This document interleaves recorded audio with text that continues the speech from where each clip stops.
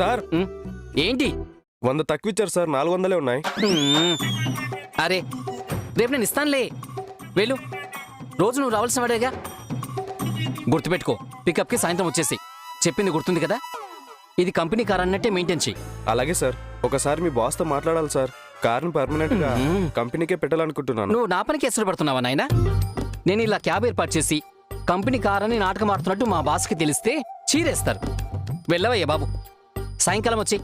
సరే సార్, ఉంటాను సార్. ఈ కోటిగాడు సంపుతో లోపల ఏం చేస్తున్నాడు ఏంటో. నేను సంపుని లవ్ చేయడం కంటే వీడి నుంచి కాపాడుకోవడమే పెద్ద పని అయిపోయింది. ఇదిగో నీకోసం చిక్కటి పాలు.